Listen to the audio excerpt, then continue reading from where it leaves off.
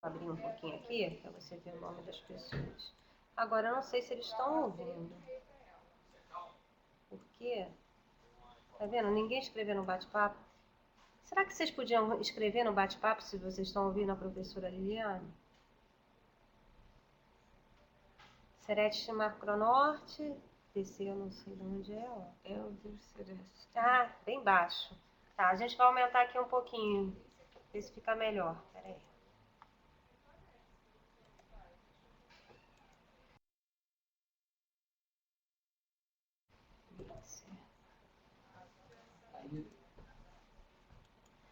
Tenta entrar no seu ali. Porque aqui tem uma rede sem fio que a gente acessa bem. Então, acessando o celular, acessando. Configurar. Eu só o computador não acessa. Propriedade. É porque eu quero, né? Porque quando você não precisa. Às vezes tem alguma trava ali no seu negócio. Pode ser também. É. Não, mas pô, eu acesso a do SESC o tempo todo. Abre ali, abre ali. Pera.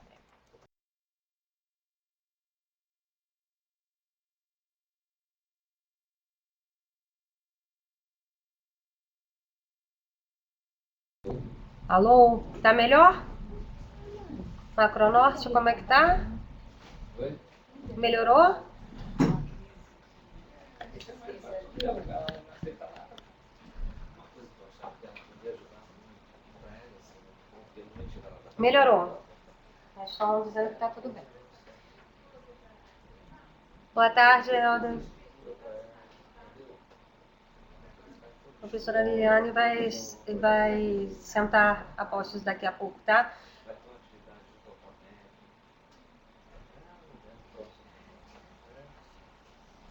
Ela ia ajudar muito. É. Minha Bibi, filha. Vê se você consegue acessar.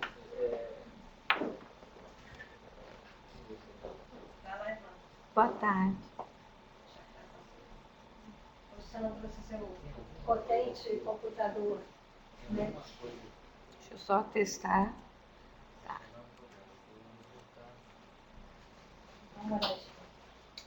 Pode começar, mano? Não. 2:02. Espera. 2 e 5, se quiser. Tá bom. Eu te apresentei.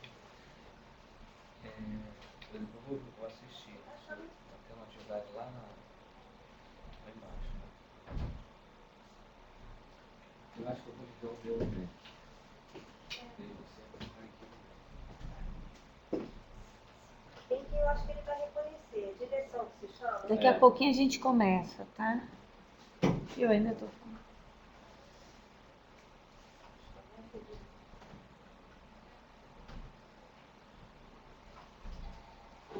Não, tá bom que deu, né? Não é porcaria, não. Aí não é ruim. O Wi-Fi tá desligado? Tá ligado? Dá acesso aqui.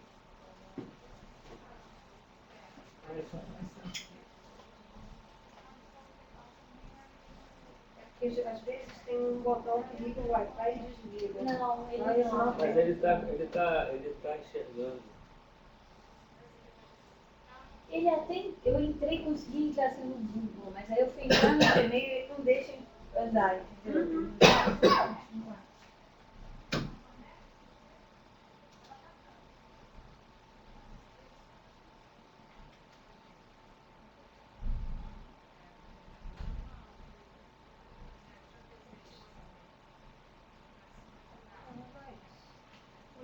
Aqui tá dentro também não sei como é que tá a direção. Eu combinei com ele, porque eu fiquei bem na parte ainda de cronologia e tal. E aí, ano que vem, você chama ela para falar mesmo de escalas ou intervenções ou umas coisas mais específicas. Eu consegui entrar no do Cris. Engraçado. Rede de telefone, internet aqui tá bem ruim. Mas o Cris tem senha. Pois é. Você digitou uma senha? Não, ele pede senha e eu não sei qual é a senha. Você que sabe?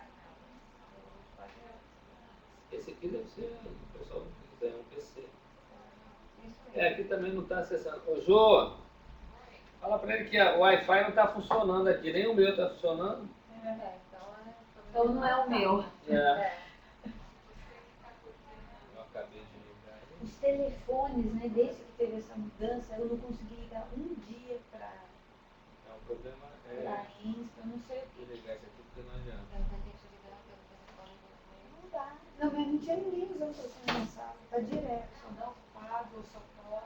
Eu tenho que descer, mas aí você já pode Eu começar. vou começar. Pois é, Sheila. Eu vou, antes das 3 eu subo. Tá. Aí vai até 3 horas. Tá bom. 20 minutos de fala e o resto de... Eles perguntam. O importante é que isso fica, né? Depois o pessoal acessa pra caramba essas coisas. Tá. Já tá gravando. Já tá gravando. Eles já estão. Então tá. Boa tarde, né? O meu nome é Liliane Teixeira. Eu sou pesquisadora do SEST aqui da INSP, que é o Departamento de Saúde Trabalhadora e Ecologia Humana. E eu trouxe uma apresentação para vocês que é um pouco grande, eu acho que eu não vou abordar tudo, tá? Mas essa é a primeira de uma das palestras que vocês vão ter sobre trabalho em turnos e noturno. Hoje a professora Frida Marina Fischer ia participar dessa palestra também, mas ela está envolvida com a finalização da organização de um evento que ocorre na semana que vem sobre trabalho em turnos, na Costa do Sauí, e ela não pôde participar. Então hoje eu vou apresentar, mas a próxima provavelmente vai ser ela, tá? Então vou começar a apresentação. É meio engraçado falar sozinha comigo mesma, mas vamos lá. Não, tem que ter participantes. Ó. Eu sei que vocês estão ouvindo, mas é uma situação engraçada. Então, como nós sabemos, cada vez mais a nossa sociedade, como vocês podem ver no slide, é uma sociedade, está se tornando cada vez mais uma sociedade 24 horas, né? Então, nós temos mercados que funcionam 24 horas, eu sei que em determinadas cidades não, mas nas capitais nós temos isso, até academias que funcionam 24 horas, então está tendo uma banalização um pouco da utilização do tempo. Então as pessoas podem trabalhar em qualquer horário, podem estudar em qualquer horário e podem dormir e descansar em qualquer horário. E nós sabemos que, na realidade, isso não funciona tão bem como na teoria ou como a sociedade está lidando com isso, tá? Então, para vocês entenderem um pouco sobre o trabalho em turnos e noturno, eu trago alguns aspectos relacionados à legislação, né? Então, o que é trabalho em turnos? Então, vai ser uma forma de organização de trabalho na qual nós temos mais de 2 equipes que vão se intercalando durante o trabalho, né? Durante a sua atividade de trabalho. Né? Nós temos o conceito de noite, que vai ser qualquer atividade realizada entre meia-noite e 5 horas da manhã, e o que é trabalho noturno, que vai ser aquele realizado principalmente no período noturno. Além disso, nós temos... Vou pular esse slide. Na CLT, nós temos o quê? A duração da hora noturna, então que equivale a 52 minutos e 30 segundos, e o adicional de trabalho noturno, né, que é em torno de 20%, o trabalhador tem um aumento de 20% no seu salário, tá? A partir de agora, gente, eu vou falar mais sobre trabalho noturno. Não vou falar mais sobre trabalho noturno, eu vou usar mais o termo trabalho noturno, que eu acho que fica melhor para conversar sobre o tema, tá? Mas em alguns momentos eu cito alguns exemplos de trabalho em turnos, mas fica mais fácil para entender quando a gente foca em trabalho noturno, tá bom? Então, o que acontece? A área de trabalho em turnos teve, vamos dizer, um ganho, né, na última CID-10, que foi o quê? Que foi a inserção da má adaptação aos horários de trabalho, tanto no grupo 5 da CID-10, que é relacionado a problemas mentais, como no grupo 6 da CID-10, que são os distúrbios do ciclo vigília-sono. tá? Então, no item de doenças do sistema nervoso. Então, isso facilita ao Sereste e a qualquer órgão que lide com a saúde do trabalhador a tentar fazer o nexo causal. Eu sei que é muito difícil conseguir o nexo causal, principalmente, né, relacionando trabalho em turnos e noturno com o sono ou com a má adaptação ao trabalho ou com o próprio trabalho, tá? Mas isso pode facilitar em algum processo. Então, depois que eu falo um pouco sobre a legislação, eu vou entrar no principal aspecto do que eu quero abordar hoje com vocês, que é a cronobiologia humana. Então, para nós entendermos trabalho em turnos e noturno, nós temos que entendermos como que os nossos ritmos funcionam e como nós podemos lidar com essas modificações fisiológicas e tolerarmos o trabalho em turnos, tá? Nós temos que pensar que nós somos mamíferos e, por conta disso, nós necessitamos de um sono no período noturno. Então, nós podemos trabalhar e estudar durante o dia, mas nós ainda necessitamos de um sono noturno. Nós até conseguimos dormir ou descansar durante o dia, mas esse dormir não é igual ao que acontece no período da noite. Pensando nisso, acho que fica mais claro para a gente entender o quê? Que nós temos um ciclo de claro e escuro que nunca muda, né? Então, nós temos um dia muito fixo e uma noite muito fixa, tá? E nós temos alguns ritmos biológicos que são chamados de relógios biológicos, outros chamam de sincronizadores, que são modificados perante o ciclo de claro e escuro, tá? Então, o nosso principal marcador circadiano, né, dizendo se é dia ou noite, ele é encontrado, então, no núcleo supraquiasmático, tá? Então, ele consegue agregar todas as informações do claro e do escuro e agregar também com o conjunto de informações fisiológicas que nós temos. E a partir daí, então, nós conseguimos fazer com que esse sincronismo seja melhor, né? Tenha uma adaptação um pouco melhor, tá? E qual o principal produto, né, produzido pelo núcleo supraquiasmático? É a melatonina. Então, a partir da glândula pineal, como vocês podem ver no slide, nós liberamos a melatonina. E a melatonina vai ser liberada quando estivermos no escuro, tá? Então, a nossa retina vai saber se é dia ou noite, vai mandar essa intensidade luminosa para o núcleo supraquiasmático, que vai fazer com que a glândula pineal produza mais ou menos melatonina, tá?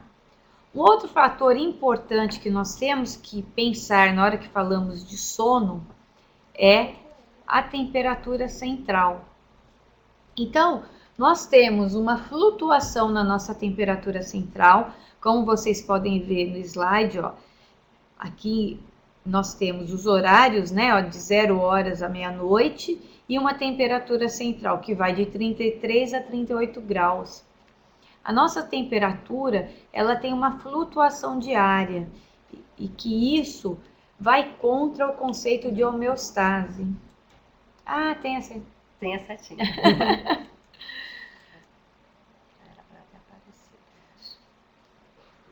Então, eu vou explicar um pouco para vocês tentarem entender. Ah, não visualizamos. Desculpa, gente, só vi agora. Aqui não estamos vendo os slides. Eles não estão vendo os slides.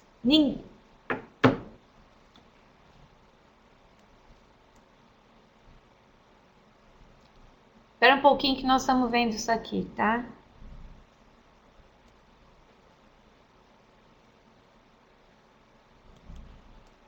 Engraçado.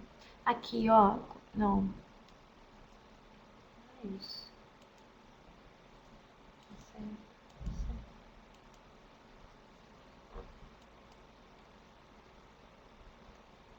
Você estava vendo também, né? Eu estava vendo.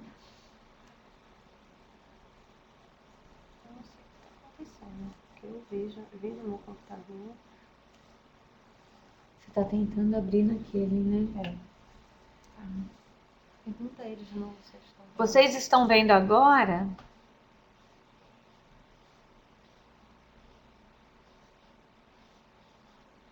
Ok.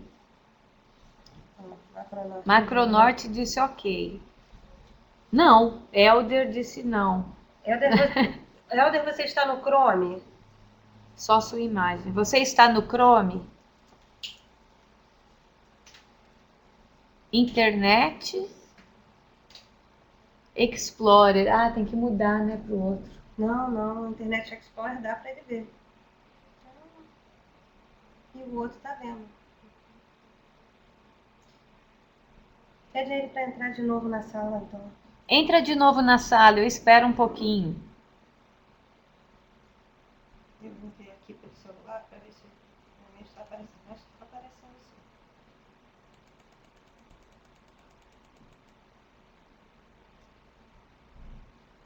A gente sempre acompanha de 2 computadores.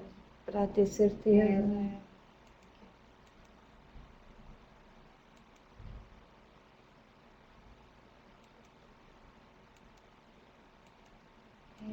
Aqui eu só estou vendo você, ó.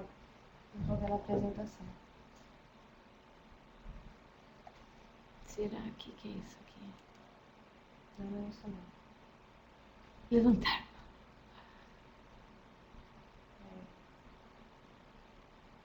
Não tem que apertar o sincronizar? Não precisa não. Deixa eu tentar só uma coisinha aqui.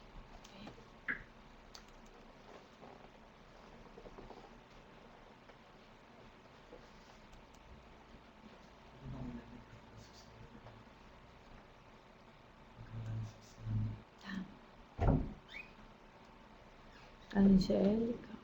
É, só é o celular.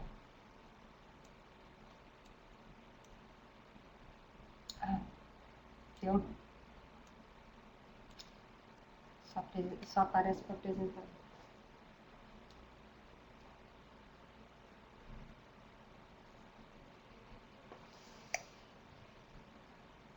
Agora sim, ok. Então pode ir. Ah, joia. Então vamos lá, voltando. Ah, então na temperatura. Então, como vocês podem ver, nós temos essa flutuação diária da nossa temperatura. Isso vai contra aquele conceito de homeostase que nós aprendemos na faculdade, muitos de nós, né? Por quê? Nós aprendemos que nós temos uma temperatura que ela pode ir naturalmente até 36,5 e a partir daí você começa a ter estados não naturais, estado febril, febre. Isso não acontece, isso não é uma realidade. O que acontece? Nós temos uma flutuação diária e essa flutuação é natural. Por exemplo, com o entardecer e a liberação da melatonina, nós temos uma queda na nossa temperatura. Como vocês podem ver, ó, a partir das... Deixa agora eu diminuir minha tela aqui, desculpa. Pode diminuir? Não. Não pode, se quiser. Aí, não. Aí, então a partir das... Isso. A partir... Esse slide agora não para. É porque tá mexendo. A partir do... eles... Tá, não, mas tudo bem. A partir do entardecer, então, nós vamos ter uma queda da nossa temperatura. Desculpa, começando. A partir do entardecer, nós começamos a liberar melatonina. E o aumento da melatonina na nossa circulação sanguínea vai fazendo com que a nossa temperatura corporal caia um pouquinho. Então, vocês podem ver, ó, que depois das 8 horas da noite, nós começamos a ter uma queda na nossa temperatura. Essa queda é um facilitador para o sono, tá? Então, nós conseguimos iniciar o nosso sono. Essa queda continua cada vez maior, até um horário que nós temos a maior queda, entre 4, 5, 6 horas da manhã, dependendo da preferência individual da pessoa, que depois eu vou explicar. Com o nascer do sol, nós começamos nós temos a inibição da melatonina e a liberação do hormônio cortisol. Então, com a liberação do cortisol, nossa temperatura volta a subir e vai aumentando até a hora do almoço. No horário do almoço, nós temos uma segunda queda da temperatura e depois, novamente, ela volta a subir. Se vocês notarem, a nossa maior temperatura não é no horário do almoço, ó, ela é em torno das 6 e 8 horas da noite, tá? Outro fator importante, essa queda que nós temos no horário do almoço é aquele horário em que algumas pessoas sentem vontade de cochilar, tá? Ô, gente, por favor, não passa o slide, não. Aí, obrigada. Tá? Por que isso? Por causa, então, essa redução de temperatura vai fazer com que a gente sinta uma sonolência. Alguns sentem vontade de cochilar nesses momentos e às vezes podem, às vezes não podem. E outros não só sentem uma sonolência, mas não sentem vontade de dormir, tá? Se nós nos alimentarmos com uma alimentação muito rica em gordura, nós vamos ter o que é chamado de efeito feijoada. E aí sim nós vamos ter uma sonolência ainda maior. Se nós não nos alimentarmos, também vamos ter uma sonolência maior do que o efeito feijoada, tá? Um outro aspecto importante, então, é o exercício. O que nós queremos mostrar com esse slide? Que o exercício, ele aumenta a nossa temperatura. Então, no momento em que nós temos aumento da temperatura, é difícil você dormir. Então, não importa muito o horário em que você pratica atividade física, mas importa o horário que você quer dormir após ter praticado atividade física. Se a atividade for feita de manhã ou à tarde, não tem problema. O que nós temos que tomar cuidado é que nós precisamos de em torno de 2 horas para que essa temperatura retorne a sua temperatura natural e a pessoa possa dormir. O problema é quando a pessoa pratica, por exemplo, atividade física às 10 horas da noite, ele deveria estar dormindo às 11 horas da noite, por exemplo, 11, meia-noite. E ele não vai conseguir porque ele ainda está com a temperatura muito alta. Tem fatores que interferem nisso? Fadiga, o tempo acordado? Tem muitos fatores que vão também colaborar para o início do sono ou não, tá? Mas se você estiver descansado e praticar atividade física muito próxima do horário de dormir, dificilmente você vai conseguir, tá? Um outro fator importante, então, e o último, né, pensando nesse slide, é o quê? Existem medicamentos que reduzem a temperatura. Então, algumas pessoas que trabalham em turnos ou à noite se utilizam desses medicamentos para facilitar o início do sono, tá? Só que isso não é muito bom porque você pode, às vezes, ficar sonolento durante o trabalho ainda, tá? Então, tem que tomar um cuidado um pouco com isso. Bom, e aí, se vocês verem no slide número 12, vocês vão ver todos os hormônios que eu falei, ó. A primeira figura é sobre a melatonina, mostrando, né, a maior concentração de melatonina entre 2 e 4 horas da manhã. A queda da temperatura, então, a maior queda da temperatura no horário contrário, então, da melatonina, né? Então, nós temos a maior queda de temperatura com a maior produção de melatonina e o cortisol sendo produzido, então, diminui a produção de melatonina, ó, você aumenta a produção de cortisol. Vocês podem ver que todos esses hormônios são produzidos durante todo o dia, tá? Mas nós temos picos concentrados da melatonina durante a madrugada e do cortisol logo no início do dia, tá bom? Agora eu vou falar um pouco sobre o sono para vocês entenderem aí um pouco como é a nossa estrutura do ciclo vigília-sono, tá? E aí vocês podem ver, então, nesse exemplo, Esse é um exemplo de polissonografia, né? Um exemplo resumo, dizendo então quais os estágios de sono que nós temos mas é um exemplo bem didático, porque na realidade ele não é tão bonitinho assim na hora que você faz um exame de polissonografia, tá? Mas o que interessa, então nós temos um período, deixa eu ver se a setinha vai funcionar, aqui em que nós estamos acordados. Depois nós temos o estágio 1 do sono, que é aquele estágio, horário que você, aquele momento que você está muito sonolento. Depois, eles vão passando, é muito engraçado. Depois nós temos o estágio 2, que já é um período, nós já estamos na fase de sono, tá? O estágio 3, o 4 e o sono REM, ou sono polifásico, ele tem 3 nomes, são dados ao sono REM, né? Esse aqui, REM, significa movimento rápido dos olhos, em inglês, tá? Mas vamos lá então. Com relação ao estágio 1 e 2, é o momento em que nós temos armazenamento de memória motora. E você pode ver que nós temos, tanto do estágio 1 ao 4, nós temos, eles são mais concentrados na primeira metade da noite, tá? O estágio 3 e 4, então, ó, você pode ver, né, também é concentrado na primeira parte da noite e é responsável pelo armazenamento da memória espacial e pela produção do hormônio do crescimento. Por isso que é muito importante que uma criança durma cedo. Não só por isso, né, mas é um dos fatores que nós, da cronobiologia, dizemos que é necessário para ela se sentir descansada, que ela cresça e que ela armazene todo o conhecimento adquirido durante o dia. Na segunda parte da noite, nós temos uma concentração maior do sono REM, tá? E aí você pode ver, então, que é aquele sono, a partir do estágio 3, 4 e o REM, é aquele sono restaurador, é aquele sono que você descansa e acorda muito bem, diz que você teve uma boa qualidade de sono, tá? No sono REM, então, é o momento dos sonhos e é o momento em que nós,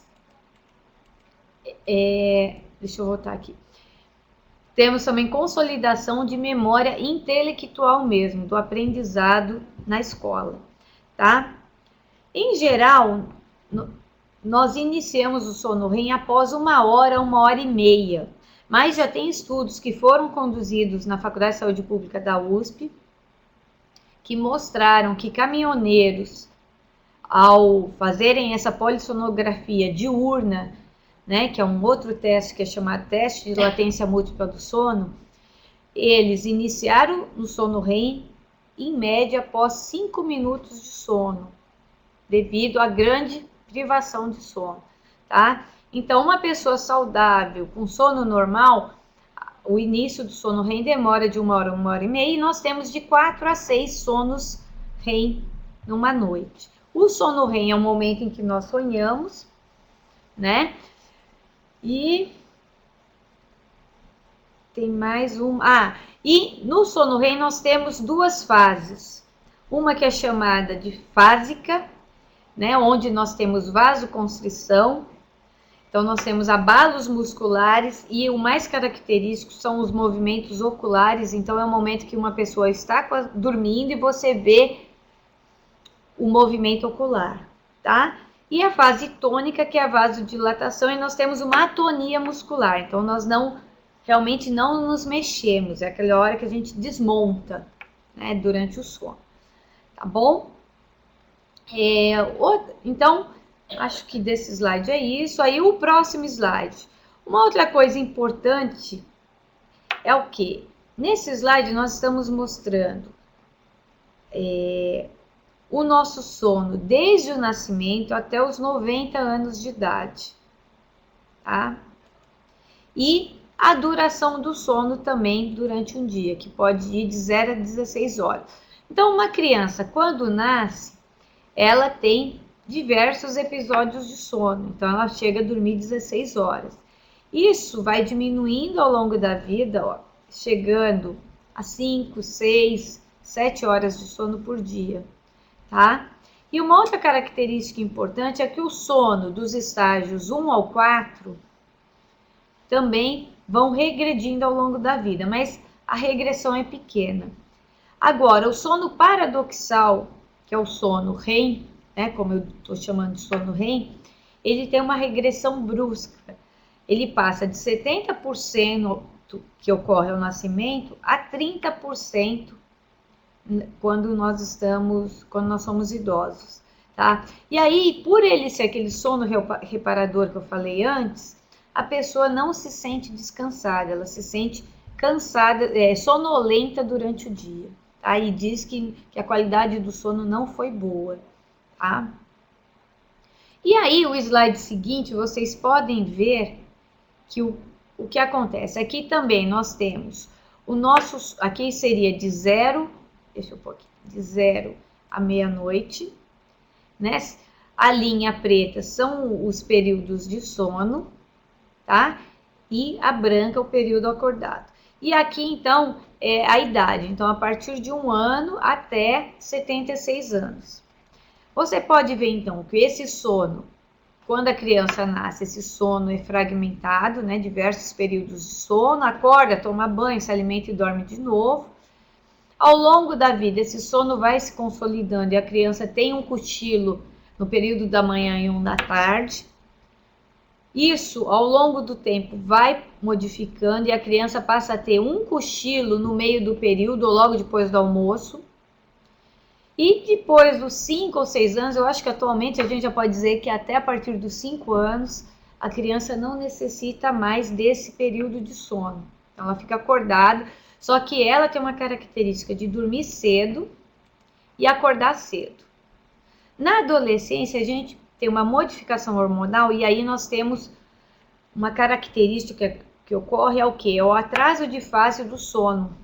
Então, o adolescente, ele inicia o sono mais tarde, só que ele tem praticamente o mesmo horário para acordar, ou devido à escola ou ao trabalho, dependendo da faixa etária, né? Da faixa etária, da renda e da vontade de trabalhar ou não, tá? Isso passa a ser um problema, né? Então, nós vamos ter aí... não ficou a figurinha, desculpa, gente. Tinha uma não apareceu a figurinha do menino dormindo, mas não tem problema. Né? E isso passa a ser um problema porque o aluno o adolescente fica em débito de sono diário, que ele tenta repor no fim de semana, mas a gente sabe que isso não é possível. Então, ele sempre está sonolento e com esse débito de sono. Tá? Depois nós temos o período adulto, que nós temos uma flexibilidade maior para dormir e acordar. A grande maioria, eu vou mostrar algumas exceções. E depois, quando nós vamos para a terceira idade, nós temos Deixa eu voltar de novo, espera um pouquinho. Nós temos, então, na terceira idade, o que nós chamamos também de sono novamente polifásico, né? Então, nós temos o idoso gosta de dormir e acordar cedo. Apareceu agora aqui a figurinha, né? Uhum. Ele gosta de dormir cedo, ó, deixa eu pôr a setinha de novo. Ele acorda cedo, ele tem um sono muito picado, ó, como vocês podem ver durante a noite, né? E ele gosta de cochilar durante o dia. Por que isso? Por conta daquela redução do sono REM que nós temos durante a vida, tá? Então, ele também naturalmente, devido às mudanças hormonais, ele vai dormir cedo e vai acordar cedo. Então, o que nós indicamos, se for possível, é que esse idoso não tenha diversos cochilos durante o dia, mas que ele tenha um cochilo após o almoço, naquele horário que nós temos uma queda da temperatura, e que esse cochilo não ultrapasse meia hora.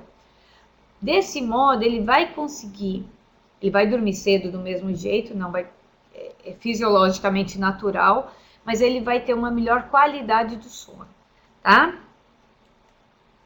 Um outro aspecto importante são as características individuais. Então, nós temos indivíduos matutinos e vespertinos, pequenos e grandes dormidores e cochiladores e não cochiladores. Todas essas categorias, vamos chamar assim, existem os intermediários. Então, você tem o que não é nem matutino nem vespertino, não é nem grande ou pequeno dormidor e nem cochilador, tá? E aí, para o matutino, eu vou passar para um outro slide, gente, depois eu volto. Aqui, nesse slide aqui, o 21. O matutino, então, quais são as características dele? Ele tem facilidade para acordar logo que o sol nasce, então ele gosta de acordar cedo. Ele sente fome cedo, ele gosta de praticar atividade física ou trabalhar logo cedo, estudar logo cedo e gosta de dormir cedo também, tá? E aí, aonde ele tem algum problema, então às vezes em atividades sociais que acontecem no período da noite, né? Porque ele às vezes não consegue ficar numa festa até tarde, ele quer dormir mais cedo. Os horários de dormir e acordar são estáveis, são os mesmos durante a semana e fim de semana. Ele tem uma boa eficiência do sono, o que é isso? Ele deita e dorme mesmo, ele não fica rolando na cama. E uma menor sonolência durante o dia. Já o vespertino, ele dorme muito tarde, às vezes depois das 2 horas da manhã, 3, 4. Tem dificuldade para acordar de manhã, né, para ir trabalhar, ou se ele tem alguma atividade social marcada, né, o estudo ou o trabalho. Ele tem uma instabilidade grande de semana e fim de semana. Ele quer dormir, ele quer também, como ele fica privado de sono durante a semana, ele quer repor esse sono perdido no fim de semana. A eficiência do sono não é boa porque cada dia ele dorme num horário, então ele demora um pouco para pegar no sono. Uma sonolência diurna muito grande. Se ele puder, ele cochila diversas vezes durante o dia e tem problemas de atenção, tá? E aí você pode ver, então, deixa eu voltar aqui.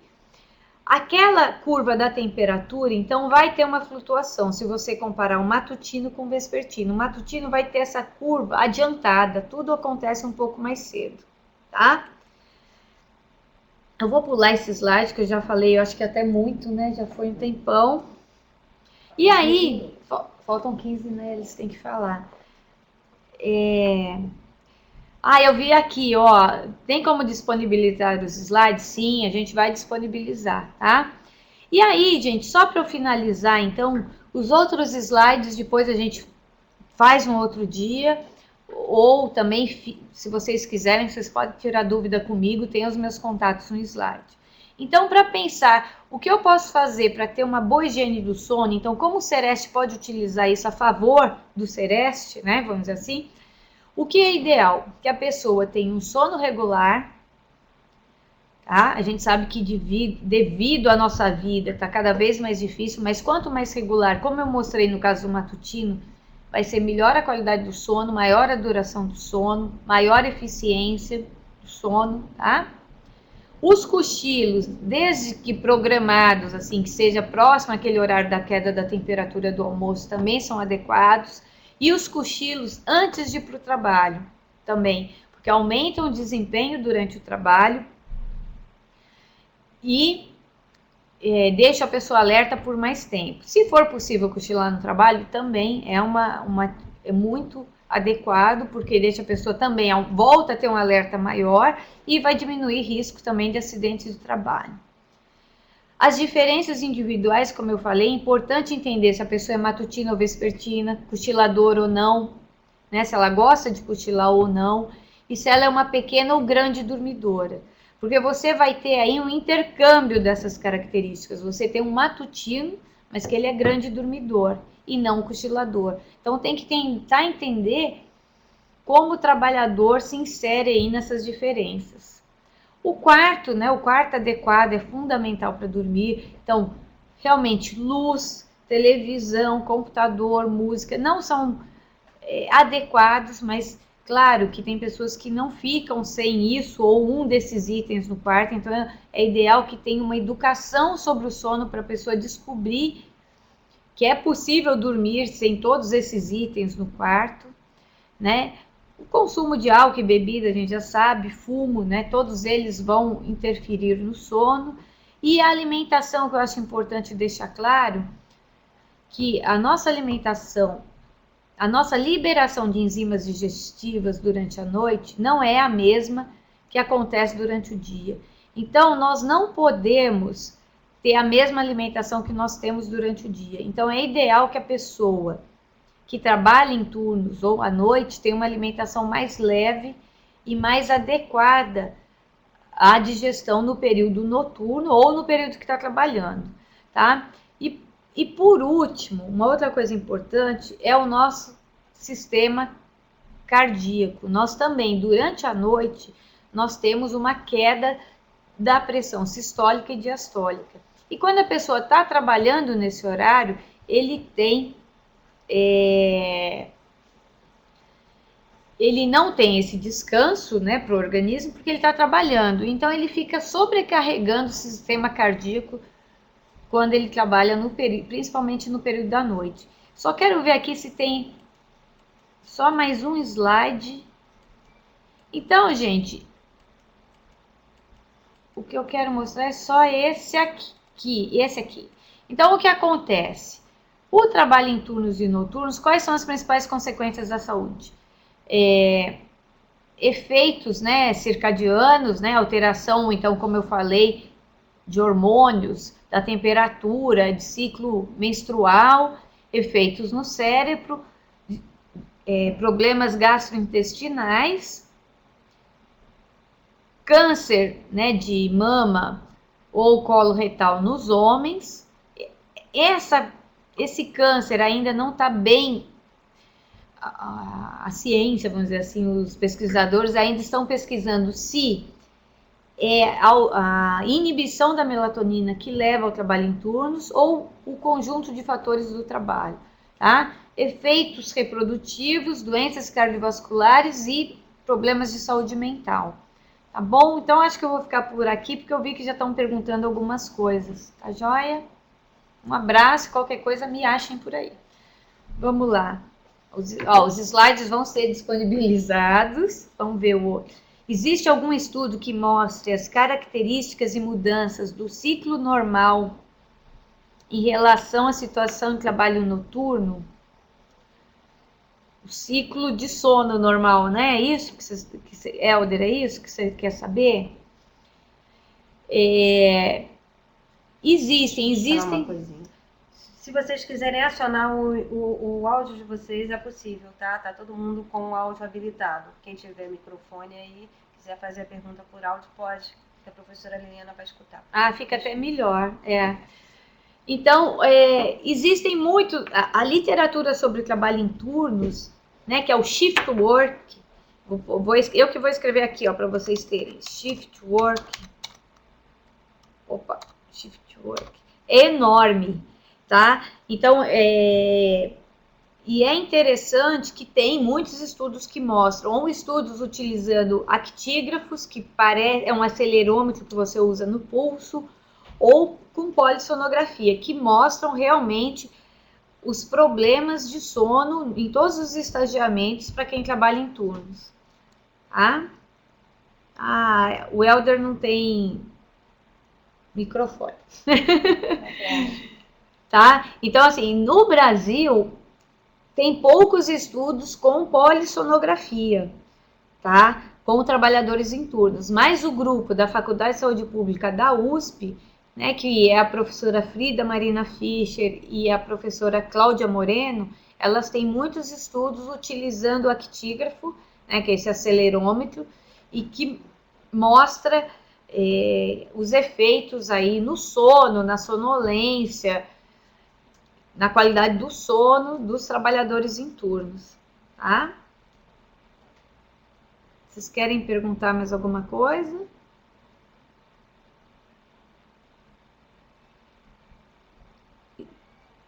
Existe alguma forma de adequar as condições de trabalho?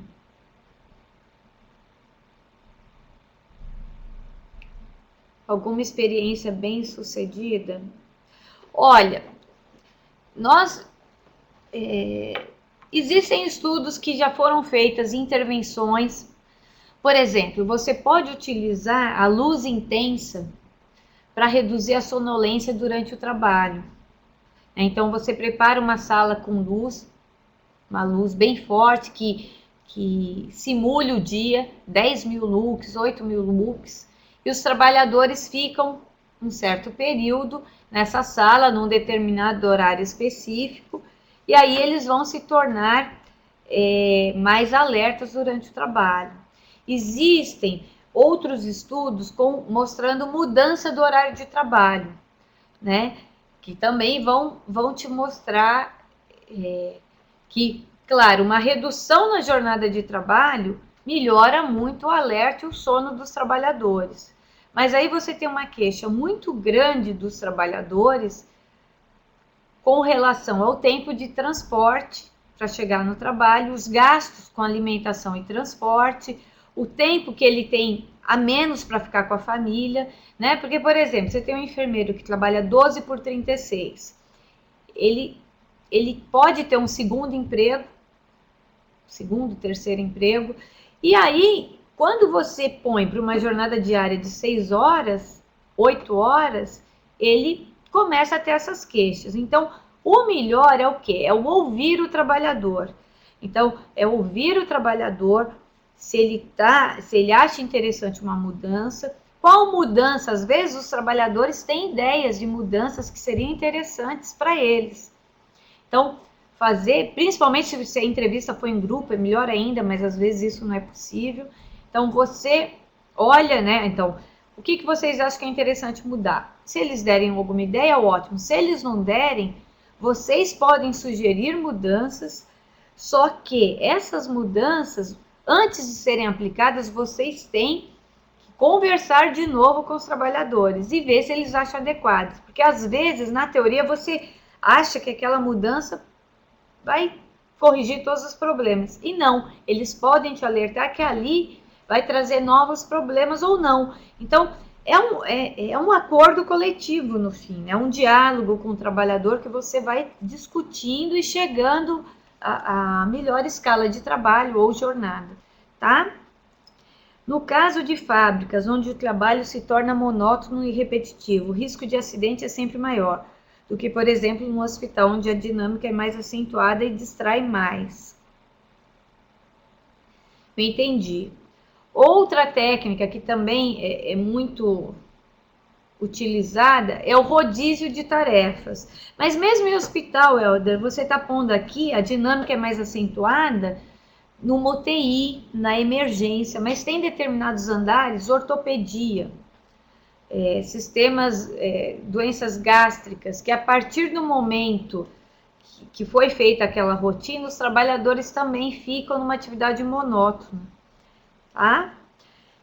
Mas, por exemplo, tem técnicas de rodízio de tarefas. Então, se for uma linha de produção, fica mais fácil explicar, né?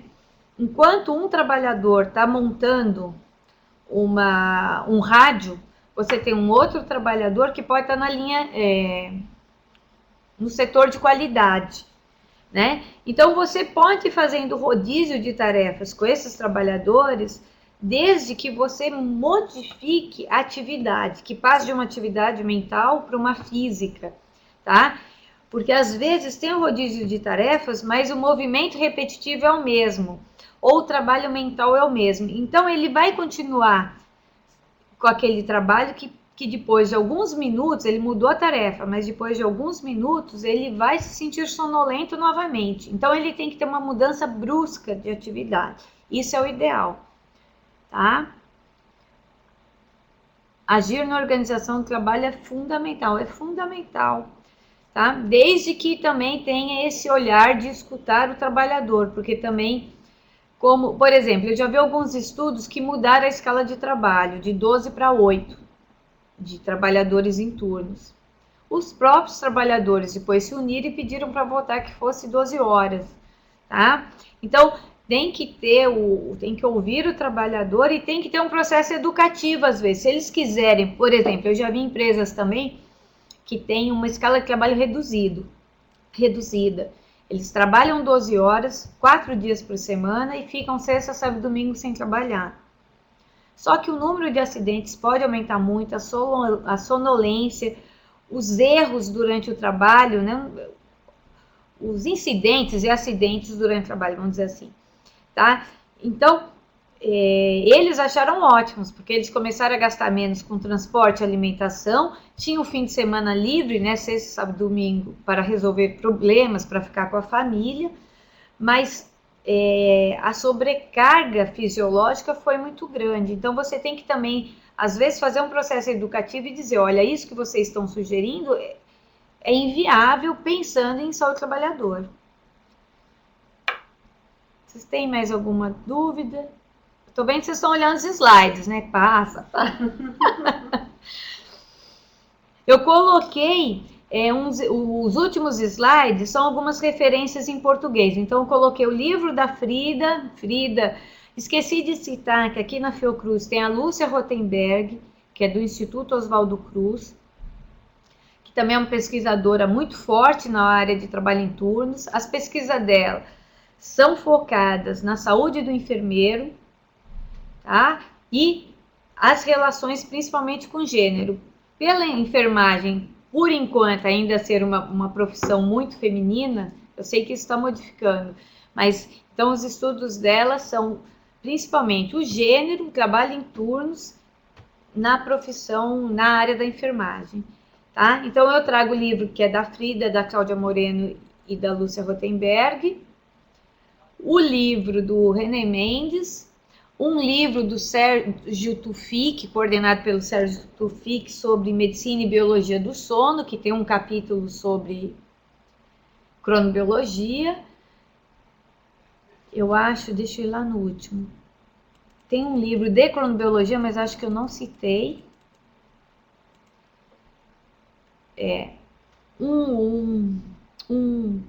Um artigo também da Cláudia, Frida e Lúcia, né, sobre a Sociedade 24 Horas, tá? Essa é uma bibliografia em português, tá? Mas a literatura em língua inglesa é muito grande. Vocês têm mais alguma coisa para perguntar? Helder. Caxias do Sul, Macro Norte. Evelyn. Tem um outro aqui. Eu aproveito o tempo e falo mais alguma coisa? Deixa eu ver. Porque a sala fecha, né? Falta um minuto. Então tá acabando, então é por isso que eles já estão fechando. 3. Então tá, gente, foi um prazer. Eu confirmo para vocês que é estranho falar com um computador sozinha, sem interagir, mas gostei das perguntas que vocês fizeram. Tem alguns slides meus que vão explicar um pouco melhor isso. Tem os meus contatos, então, se vocês precisarem entrar em contato, eu estou à disposição, tá? Obrigada. Valeu, obrigada. Com certeza é muito estranho. E até a próxima aí, tá? Pessoal, o professor Hermano está dividido entre dois eventos diferentes, mas agradece a presença de todo mundo, né, Denise? Ele tá também, mas realmente agora como diretor da ENSP, acabou-se o tempo dele. Um abraço e a gente vai